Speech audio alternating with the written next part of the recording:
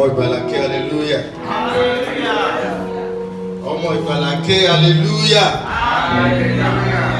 Ó kí wa kú àbọ̀ sí ìsìn èdè Yorùbá ní òwúrọ̀ yìí. Àdúrà tó ní wípé ní orúkọ Jésù Kristi ti Násárẹ́tì Ọlọ́run á bá wa pàdé. Mo ti mọ̀ pé Ọlọ́run ti bá wa pàdé. Ìbùkún wa lórúkọ Jésù a ó sì mú délé. Ẹ jẹ́ kí a gbàdúrà. Mo fẹ́ kí a jọ gbàdúrà kan papọ̀. Ní ọ̀sẹ̀ tó kọjá láti bẹ̀rẹ̀ orí ọ̀rọ̀ kan tí mo sọ wípé ọdún tí a wà yìí ọdún ohun gbogbo ní ṣíṣe. Orí ọ̀rọ̀ náà la tún máa tẹ̀síwájú lórí rẹ̀ lónìí. Àdúrà tá a gbà ní ìjẹjọ wípé ní ọdún yìí kí ohunkóhun kó má ṣòro ṣe fún wa. Mo fẹ́ ká gba àdúrà míì lónìí. Àdúrà tí mo fẹ́ ká gbà ní wípé gbogbo ohun tó kọjú dà mí tó dàbí ohun tí ò ṣeé ṣe lórúkọ Jésù lọ́dún yìí Olúwa ẹ bá mi mójútó wọn. Gbogbo ohun tó kọjú dà mí tàbí tó kọjú dà ìdílé mi tó fẹ́ dàbí ká ní kò ṣeé ṣe lórúkọ Jésù lọ́dún yìí Olúwa ẹ bá mi mójútó wọn. Àdúrà fẹ́ ká gbàdúrà yẹn fúnra yẹn, gbàdúrà yẹn dáadáa. Gbogbo ohun tó kọjú dà mí nínú ìdílé, lẹ́nu iṣẹ́, lẹ́nu òwò, lórí ìgbéyàwó, lórí ọmọ, gbogbo ohun tó kọjú dà mí tó fẹ́ jẹ́ ogun aláròmọ́ lórúkọ Jésù lọ́dún yìí Olúwa ẹ bá mi mú wọn kúrò. Gbogbo ogun kò ṣeé ṣe lórúkọ Jésù lọ́dún yìí Olúwa ẹ mú kúrò lọ́nà mi. Ẹ jẹ́ ká gbàdúrà yẹn. Bíbélì ní ká béèrè nípa ohun kan wọ́n sì fìdí rẹ̀ múlẹ̀. Ní orúkọ Jésù gbogbo ogun kò ṣeé ṣe nínú ayé mi lọ́dún yẹn bá mi mú kúrò. Ẹ má jẹ́ kí n gbúrò wọn rárá.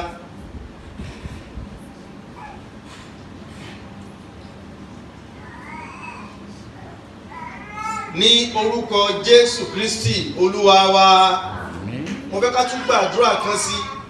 Ẹ jẹ́ ká sọ fún Ọlọ́run pé bí Ọlọ́run ṣe gba ọ̀rọ̀ Hánà rò lórúkọ Jésù lọ́dún yìí Olúwa gbọ̀rọ̀ mi rò. Ẹ gbàdúrà yẹn, Olúwa gbọ̀rọ̀ mi rò lórúkọ Jésù. Bẹ́ẹ̀ ṣe gba ọ̀rọ̀ Hánà, bẹ́ẹ̀ ṣe gba ọ̀rọ̀ rẹ̀ rò lórúkọ Jésù Kristi ti Násárẹ́tì Olúwa ẹ gba ọ̀rọ̀ mi rò. Bí Ọlọ́run bá ní dá sí ọ̀rọ̀ èèyàn bí ewúro ló máa rí. Ọmọ pé Yorùbá sọ wípé adùn ló kẹ́yìn ewúro. Ní orúkọ Jésù Kristi Olúwa ẹ gba ọ̀rọ̀ mi rò. Gbogbo ìkorò ayé mi Olúwa ẹ fi adùn sí. Bẹ́ẹ̀ ṣe fi adùn sínú ayé Hánà lórúkọ Jésù ẹ fi adùn sí gbogbo ìkorò ayé mi. Ẹ gba ọ̀rọ̀ mi rò. Ẹ gba ọ̀rọ̀ mi rò. Ẹ gba ọ̀rọ̀ mi rò. Ní orúkọ Jésù Kristi Olúwa wa. Àdúrà tó kẹ́yìn ẹ jẹ́ ká sọ fọ́lọ́run pé lọ́dún yìí Olúwa dákun yọ́nú sí mi tàbí Olúwa ṣàánú fún mi. Àánú ni Hánà rí gbà. Àánú ni Hánà rí gbà. Ẹni tó jẹ́ àgàn fún ọ̀pọ̀lọpọ̀ ọdún. Ṣùgbọ́n gbà tí ọ̀rọ̀ rẹ̀ tí a fi parí ìtàn Hánà ó ti di ọlọ́mọ 6. Ẹ jẹ́ ká sọ fún Ọlọ́run ní orúkọ Jésù Kristi Olúwa ẹ fi àánú bẹ̀ mí wò, ẹ ṣàánú fún mi. Lọ́dún yìí ní gbogbo ìrìn àjò mi, ní gbogbo ìrìn àjò mi, síwájú sẹ́yìn, sókè sódò lórúkọ Jésù, ẹ ṣàánú fún mi. Ẹ ṣàánú fún mi. Ẹ jẹ́ ká ké sí Ọlọ́run bí arákùnrin afọ́jú yẹn ṣe ké pe Jésù. Ó ní Jésù Kristi ọmọ Dáfídì ṣàánú fún mi. Ọlọ́run Jésù Kristi sì gbọ́ ó sì ṣàánú fún. Olúwa ṣàánú fún mi. Ẹ fàánú bẹ̀ mí wò. Ẹ fàánú bẹ̀ mí wò lọ́dún yìí, ẹ fàánú bẹ̀ mí wò. Ẹ jẹ́ ká máa dúpẹ́ torí pé Ọlọ́run ti gbọ́ àdúrà wa. Ògo ni fún orúkọ mímọ́ Olúwa. Ní orúkọ Jésù Kristi Olúwa wa. Wọ́n bá àsìkò díẹ̀ náà la ní sí. Kókó ọ̀rọ̀ wa ní òwúrọ̀ yìí ohun tí a bẹ̀rẹ̀ ní ìjẹjọ náà ni ọdún ohun gbogbo ní ṣíṣe. Ó máa wá jẹ́ apá kejì. Ọdún ohun gbogbo ní ṣíṣe apá kejì. Bíbélì tí a sì kà níjẹjọ òun náà látúkà lówùúrọ̀ yìí. Mátíù orí 19. Mátíù orí 19 ẹsẹ̀ 26. Ṣùgbọ́n Jésù wò wọ́n ó sì wí fún wọn pé ènìyàn ni èyí ṣòro fún ṣùgbọ́n fún Ọlọ́run ohun gbogbo ní ṣíṣe. Ní orúkọ Jésù, ní ọdún yìí ohun gbogbo á di ṣíṣe fún wa. Ìgbà tí à ń kọ́ nínú tí à ń kà nínú ìtàn Hánà ní ọ̀sẹ̀ tó kọjá, tá kà nínú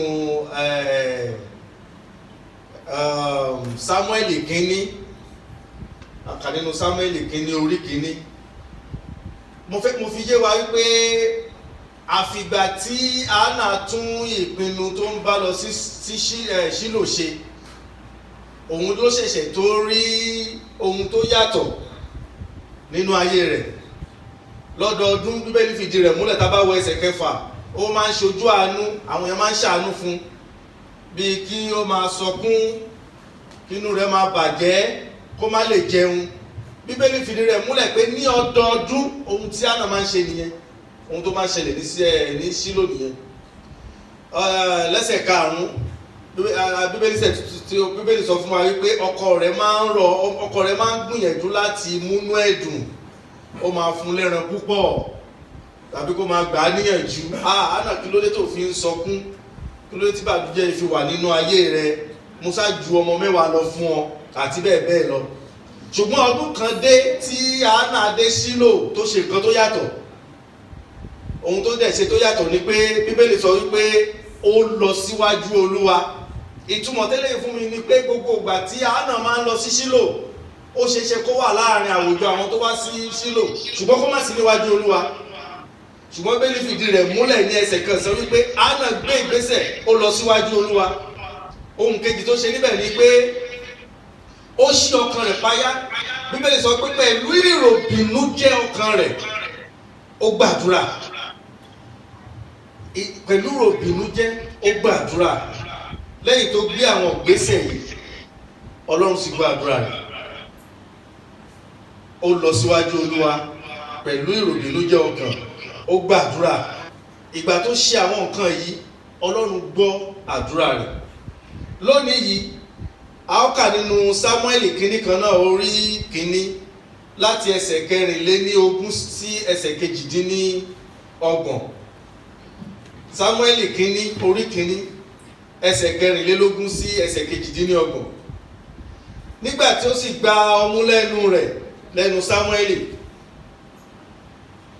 ó sì mú gòkè lọ pẹ̀lú ara rẹ̀, pẹ̀lú ẹgbọrọ màálù 3 àti ìyẹ̀fun ẹ̀fà 1 àti ìgò ọtí wáìnì 1. Ó sì mú wá sí ilé Olúwa ní Ṣílò. Ọmọ náà sì wà ní ọmọdé. Wọ́n pa ẹgbọrọ màálù, wọ́n sì mú àwọn ọmọ náà tọ̀ Élì wá. Hánà sì wí pé, Olúwa mi, bí ọkàn rẹ ti wà láàyè, Olúwa mi, èmi ni ọmọbìnrin náà tí ó dúró lẹ́bàá ọ̀dọ̀ rẹ níhìn yìí tí ń tọrọ lọ́dọ̀ Olúwa. Ọmọ yìí ni mò ń tọrọ. Olúwa sì fi ìdáhùn ìbéèrè tí mo béèrè lọ́wọ́ rẹ̀ fún mi.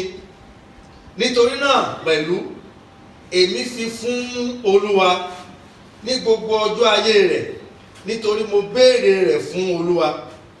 Wọ́n sì wólẹ̀, wọ́n sì sin Ọlọ́run níbẹ̀.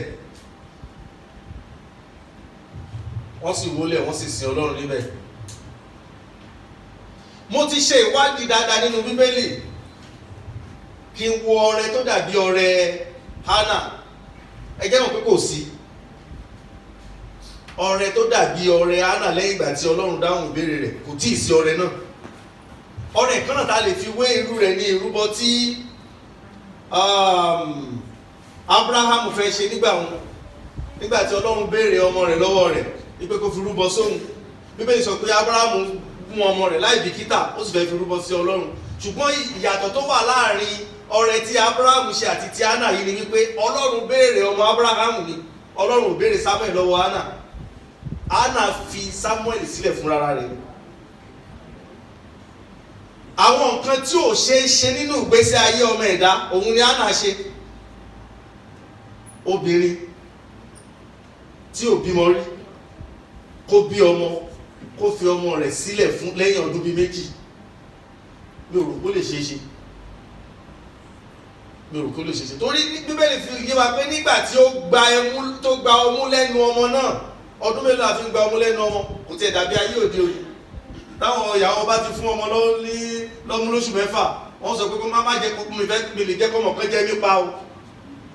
Lẹ́yìn oṣù mẹ́fà èyí tó bá gbìyànjú ọdún kan, láyé ìgbà wọn ká tẹ̀sọ́ ọdún méjì, lẹ́yìn tó fi hàn wípé Samuel ò ju bí ọdún méjì lọ nínú ilé wọn tí Hánà fi mú lọ sórí òkè ní Ṣílò tó fi ta Ọlọ́run lọ́rẹ fúnra rẹ̀. Ọrẹ wo ló tó yìí?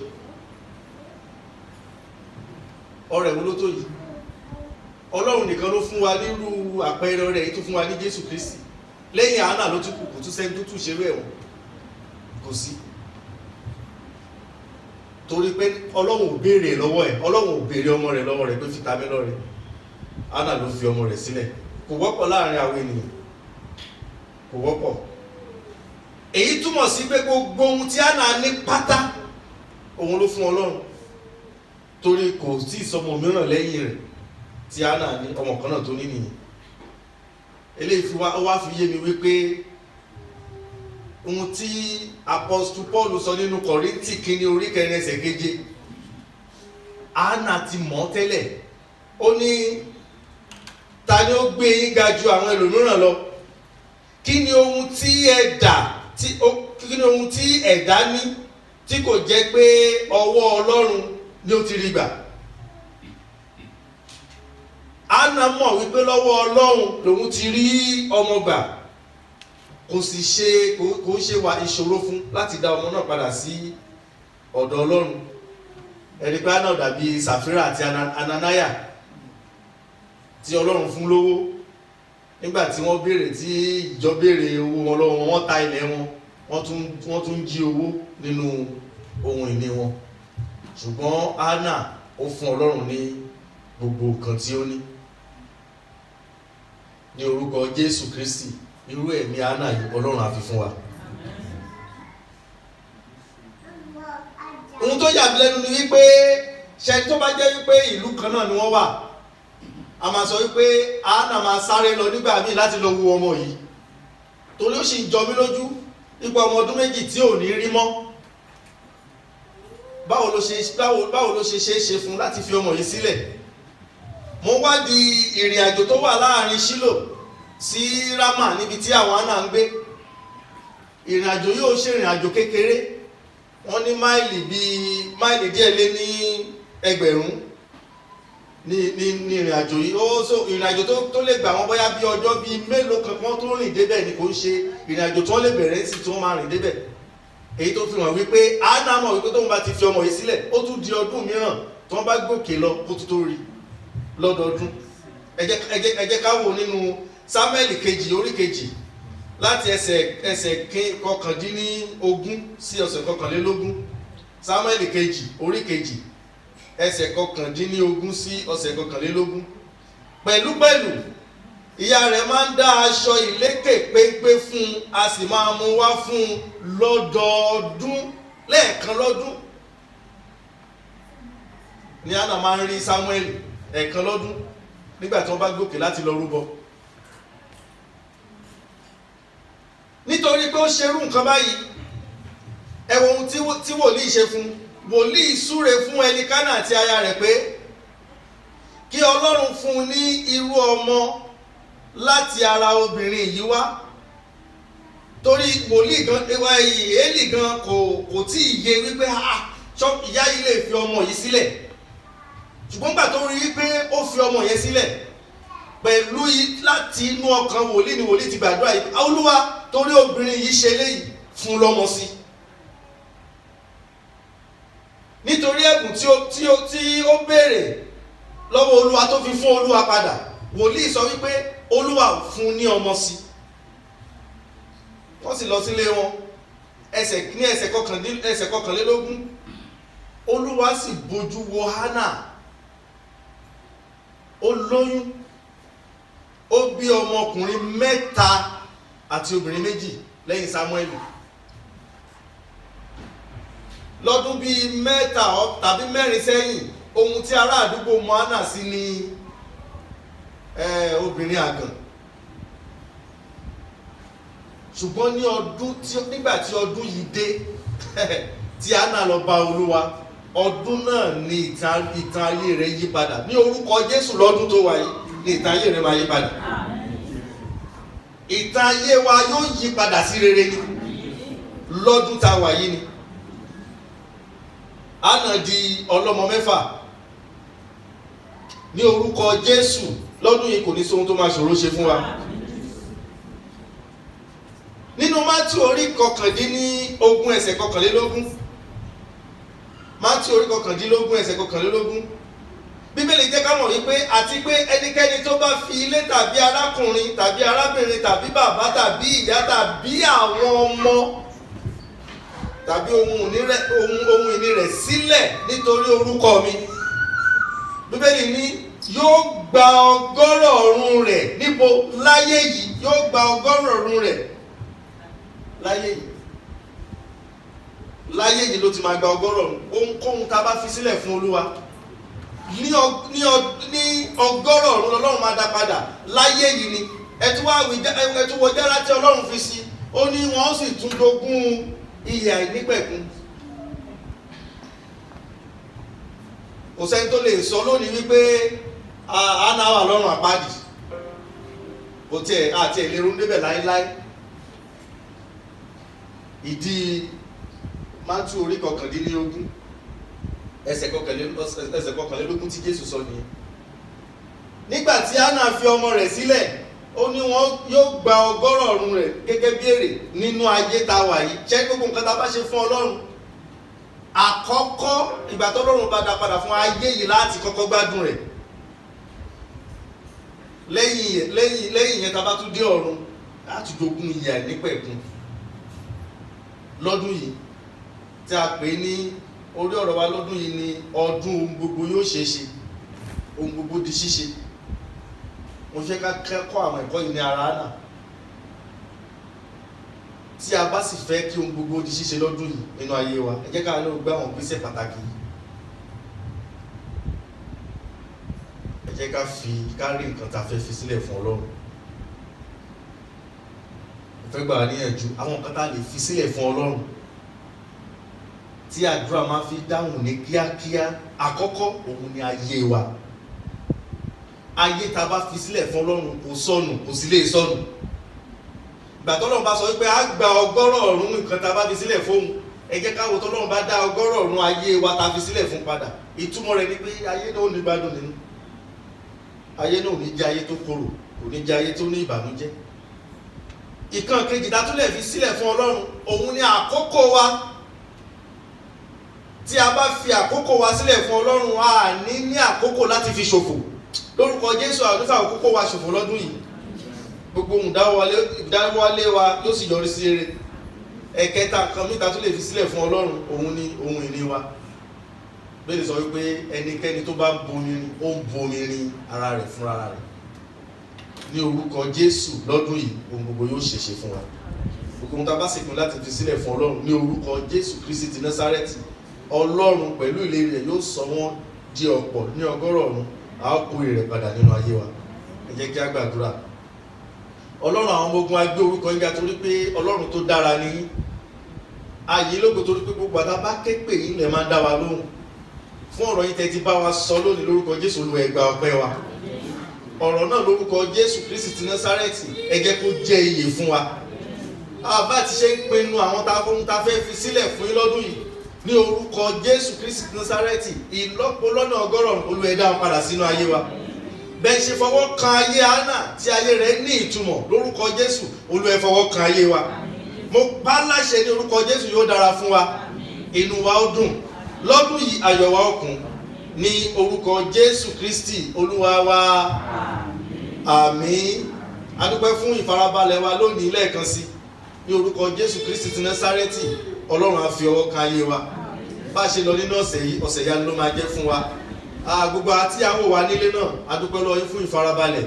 Lórúkọ Jésù, àkókò tẹ́ lò fún Ọlọ́run kò ní jẹ́ àkókò tẹ́ fi ṣòfò. Àkókò tí Ọlọ́run á mí sí ni, yóò sì sọ di ọ̀pọ̀lọpọ̀ fún yín. Lábárí ohunkóhun tí ẹnikẹ́ni fẹ́ fún Ọlọ́run lónìí, kí a tó lọ, ẹ jẹ́ ká rí àwọn ẹ̀ṣọ́ wa. Tàbí ní ojú gbàgede yìí, a ó rí gbogbo ètò ilé ìfowópamọ́ ìjọ a lè fi ohunkóhun tá a bá fẹ́ fún Ọlọ́run a lè fi ránṣẹ́ síbẹ̀ ní orúkọ Jésù. Ọlọ́run á gba ọrẹ wa, inú wa ó dùn, ayọ̀ wa ó kún. Tá a bá ti wo àwọn fẹ́ràn ìtàn ní orúkọ Jésù Kristi ti Násárẹ́tì Ọlọ́run ti bá wa pàdé, ẹ jẹ́ ká fi ránṣẹ́ sí àwọn yẹn wa náà, àwọn tó bá ń sọ Yorùbá, ní orúkọ Jésù Kristi yóò ṣe fún wa. Jésù Olúwa wa.